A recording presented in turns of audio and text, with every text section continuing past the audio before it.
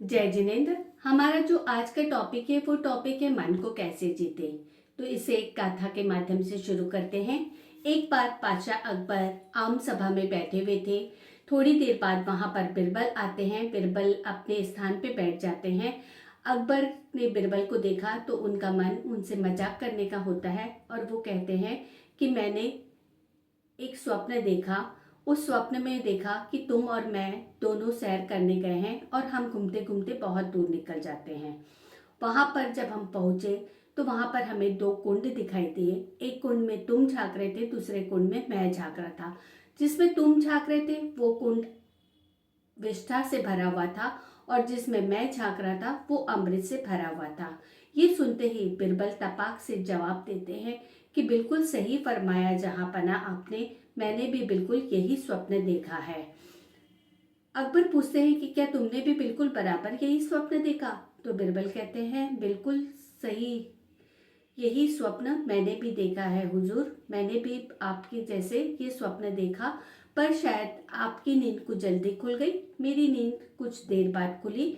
तो मैंने देखा कि हम दोनों उस कुंड से बाहर निकल गए और उस कुंड से जब बाहर निकलकर मैं आपके समीप आया तो मुझसे रहा नहीं गया और मैं आपके शरीर को चाटने लगा और आप भी मेरे शरीर को चाटने लगे। सभा में ये सुनते ही हंसी का फव्वारा फूट पड़ता है। अकबर बिरबल से कहते हैं कि तुम्हारी बुद्धि का कोई जवाब नहीं, तुम्हारे से जीतना मुश्किल है, नामुमकिन है। तो बिरबल ने तो पूरी की पूरी बाजी को ही पलट दी। तो ये कहानी तो हमने कई बार सुनी होगी, पर इस कहानी के पीछे का उद्देश्य क्या है हमें इसे समझना है। जो ये संसार है वो भी एक कुंड के समान है जिसमें क्रोध, मान, माया, लोभ रूपी विष्ठा भरी हुई है और दूसरी तरफ धर्म की अनुकूल सामग्री अमृत कुंड के समान है। तो अब हमें क्या बनना है? बिरबल बनना है या बादशाह बनना है? बिरबल ने हारी हुई बाजी को पलट दी। वैसे ही ज्ञानी व्यक्ति संसार में रहते हुए भी बाजी को पलट देते हैं। तो मोहिनी कर्म के उदय से जो शोक से पीड़ित है वह भी जब अपनी दृष्टि को बदल देता है तो उसकी दृष्टि को बदलते ही धर्म रूपी अमृत का वो पान करने लगता है। सब जीव अपने पुण्य पाप को भोगते हैं, बस केवल अपने मन को हमें वश में करना है, क्योंकि मनुष्य का मन बहुत चंचल होता है और हमें उसे मोह में बहकने नहीं देना चाहिए। तो ज्ञानी व्यक्ति जो होते हैं वो क्या करते हैं? वो व्यक्ति अनिष्ट संयोग और इष्ट वियोग में भी संतोष व प्रसन्न रहकर धर्मामृत का पान करते हैं। परंतु अज्ञानी मोह से ग्रसित मन को नियंत्रित नहीं कर पाता है, शोक में सतप्त हो जाता है। वो कहता है कि मेरा पुत्र, मेरी पुत्री, मेरी पत्नी, मेरा पति, मेरा परिवार ऐसा है वैसा है, मुझे ऐसे दुख दे रहे हैं। वह सिर्फ दूसरों के दुर्गुणों को तो देख रहा है, दिए हुए दुखों को भी देख रहा है, परंतु अपने पाप कर्म को, अपने दुर्गुणों को वो नहीं देखता है। तो इस तरह से चंचल मन वाला जीव धर्म रूपी अमृत का पान के बजाय शोक, संताप में, दुख में लीन हो जाता है।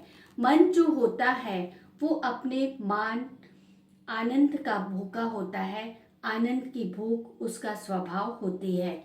इसी स्वभाव के कारण वो संसार में उलझा हुआ रहता है और बाहरी सुखों में फंसता चला जाता है, भटकता चला जाता है। अगर वह वक्त रहते अपनी आत्मा को जगा दे, आत्मा अनुभूति का अनुभव करने लगे, तो यही तो सबसे बड़ा सुख होता है। मन को जिस क्षण इस सत्य पर श्रद्धा हो जाती है उसी क्षण मन पर किसी भी प्रकार का प्रतिबंध नहीं लगाना पड़ेगा। हम जब अपने में इतना आत्मविश्वास पैदा कर लेंगे कि जगत का जो संपूर्ण आकर्षण है वो संपूर्ण आकर्षण मात्र मिथ्या है, अगर हमें यह लगने लगे तो हम अनंत दुख की जो सीमा है उस सीमा से बच पाएंगे, मन की दिशा हमारी स्वतः ही बदल जाएगी। इस प्रकार आत्मविश्वास के बल पर ही मनुष्य अपनी इंद्रिय मन पर नियंत्रण कर सकता है।